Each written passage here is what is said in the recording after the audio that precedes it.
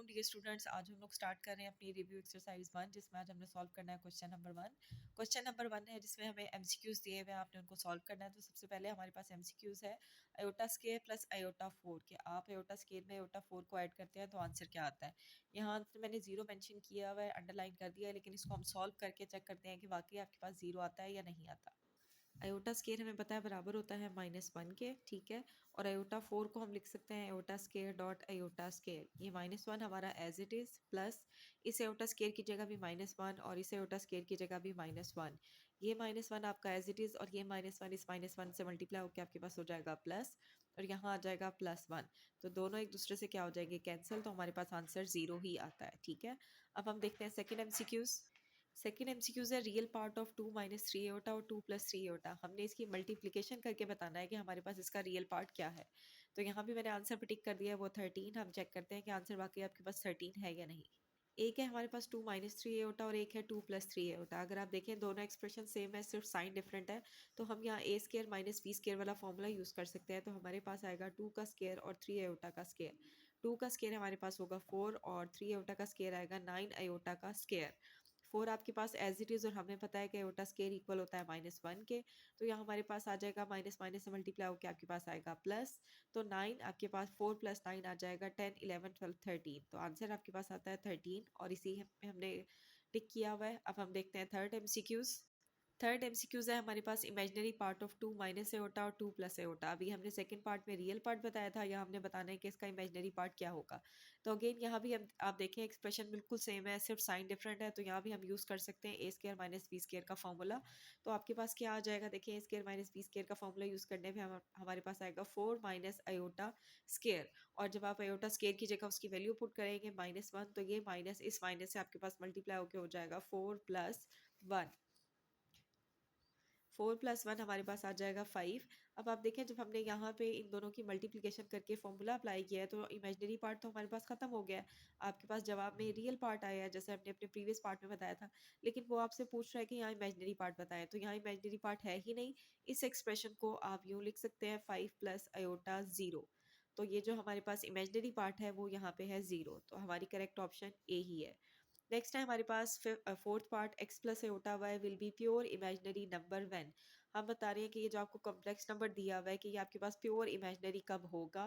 Pure imaginary का मतलब ये है कि इसमें रियल पार्ट हो ही ना। तो इट मीन रियल पार्ट अगर आपका 0 हो जाए, x = 0, तो ये हमारे पास बन जाएगा प्योर इमेजिनरी पार्ट। तो यहाँ आपकी करेक्ट ऑप्शन है ऑप्शन बी। नेक्स्ट है हमारे पास what is the additive inverse of 5 - 2 iota.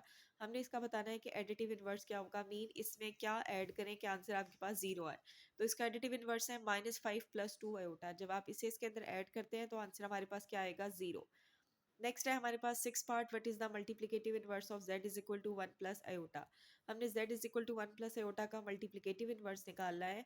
Multiplicative inverse आपके पास हम कैसे फाइंड आउट करेंगे, देखते हैं इसका सोल्यूशन। z हमें दिया हुआ है 1 + आयोटा, तो हमारे पास 1/z क्या होगा। मल्टीप्लिकेटिव इनवर्स को आप 1/z भी लिख सकते हैं और z की पावर -1 भी लिख सकते हैं, जो हमारे पास होगा 1/1 + आयोटा। अब आपके पास ये वो वाला एक्सप्रेशन है जिसके डिनोमिनेटर में आयोटा आ रहा है, तो इसे आप सॉल्व करने के लिए क्या करेंगे, इसके कॉन्जुगेट से मल्टीप्लाई और डिवाइड करेंगे। तो हमारे पास ऊपर आ जाएगा 1 - आयोटा, और नीचे आप देखें दोनों एक्सप्रेशन मल्टीप्लाई होंगे। दोनों एक्सप्रेशन आपके सेम है लेकिन साइन डिफरेंट है, तो अगेन यहाँ भी हम यूज़ करेंगे ए स्केयर माइनस बी स्केयर वाला फॉर्मूला। तो हमारे पास आएगा ये 1 - आयोटा हमारे पास एज इट इज़, नीचे 1 का स्केयर 1 और आयोटा का स्केयर हमारे पास आएगा आयोटा स्केयर। अब आपको पता है कि आयोटा स्केयर की वैल्यू हमारे पास क्या होती है, -1।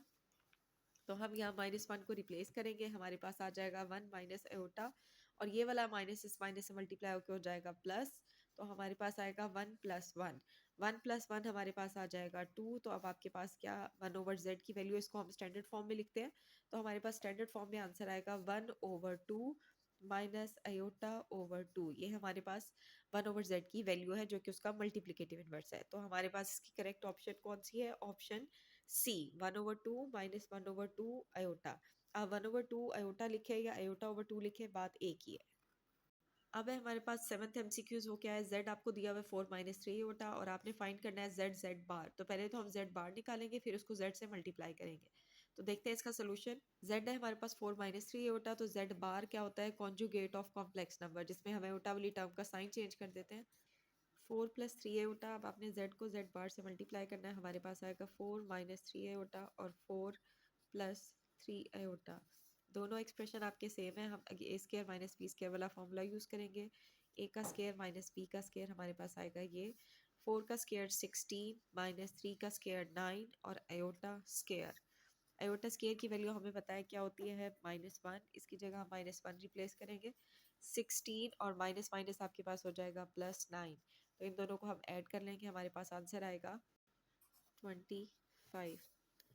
करेक्ट ऑप्शन है हमारी ऑप्शन डी। नेक्स्ट है हमारे पास 8th MCQs conjugate of 9 minus 4 iota. इसका कॉन्जुगेट हमारे पास होता है 9 प्लस 4 आयोटा। अभी मैंने आपको बताया था जेड बार हमारे पास क्या होता है, कॉन्जुगेट ऑफ कॉम्प्लेक्स नंबर, जिसमें आयोटा वाली टर्म का हम साइन चेंज करते हैं। नेक्स्ट है 9th एमसीक्यूज आपके पास, if Z is equal to 4 plus 4 iota then Z plus Z bar. अब हमने जेड बार में जेड को ऐड करना है। जेड है हमारे पास 4 प्लस 4 आयोटा। अब जेड बार हम निकालेंगे, वो हमारे पास आ जाएगा 4 माइनस 4 आयोटा। अब हम जेड में जेड बार को ऐड करेंगे। जेड है हमारे पास 4 प्लस 4 आयोटा और प्लस जेड बार है हमारे पास 4 माइनस 4 आयोटा। अब इनकी ब्रैकेट्स को हम खोल देंगे, 4 प्लस 4 आयोटा प्लस 4 बाहर हमारे पास प्लस साइन है, वो आगे वाले एक्सप्रेशन के साइन को डिस्टर्ब नहीं करेगा। 4 iota plus 4 iota minus 4 iota cancel, 4 और 4 आपके पास आएगा 8। तो हमारी करेक्ट ऑप्शन है ऑप्शन ए। नेक्स्ट है हमारे पास last MCQ, z is equal to 5 plus 4 iota. हमने फाइंड करना है modulus of z। Modulus of z find करने का आपको पता है फॉर्मूला क्या होता है। मॉड्यूलस ऑफ z हमारे पास इक्वल होता है under root x square plus y square. यहाँ हमारे पास एक्स स्केयर है 5 और 5 का स्केयर और y है 4, तो हमारे पास क्या आएगा 5 का स्केयर 25 और 4 का स्केयर हमारे पास आ जाएगा 16। इन दोनों को हम करेंगे ऐड और आपके पास आंसर आएगा 41। इसका अंडर रूट एग्जिस्ट नहीं करता, तो हमारे पास मॉड्यूलस ऑफ z इक्वल होगा अंडर रूट 41 के। क्वेश्चन नंबर 1 हमारा कंप्लीट हो गया। अब हमारा question number 2 first part, is zero a complex number explain. हमने बताना है कि जीरो हमारे पास कॉम्प्लेक्स नंबर है या नहीं। Yes, zero is a complex number, क्योंकि हर रियल नंबर आपका कॉम्प्लेक्स नंबर होता है। आप उसको ऐसे लिख सकते हैं a प्लस आयोटा जीरो मीट इमेजिनरी पार्ट को आप खुद से जीरो करके लिख सकते हैं, ठीक है। तो जीरो हमारा कॉम्प्लेक्स नंबर है। नेक्स्ट है what is the result of multiplying a complex number by it's conjugate, कि अगर हम एक कॉम्प्लेक्स नंबर को उसके कॉन्जुगेट से मल्टीप्लाई करें तो जवाब क्या आता है। जवाब में हमारे पास एक रियल नंबर आता है। जैसे हमने ये वाला एमसीक्यू सॉल्व किया था अपना थर्ड एमसीक्यू, जिसमें नंबर को उसके कॉन्जुगेट से हमने मल्टीप्लाई किया, तो हमारे पास आंसर में रियल पार्ट आया था, ठीक है। लास्ट है हमारे पास state the condition of for two complex number to be equal. हमने कंडीशन बतानी है कि दो कॉम्प्लेक्स नंबर्स आपके पास इक्वल कब होते हैं। हमने पीछे डेफिनेशन पढ़ी थी equality of two complex number. तो दो कॉम्प्लेक्स नंबर हमारे पास बराबर कब होते हैं, जब दोनों के रियल पार्ट सेम हो और दोनों के इमेजिनरी पार्ट सेम हो। तो ये हमारा क्वेश्चन नंबर 1 और 2 कंप्लीट हो गया। Thank you so much, but don't forget to subscribe the channel for more videos.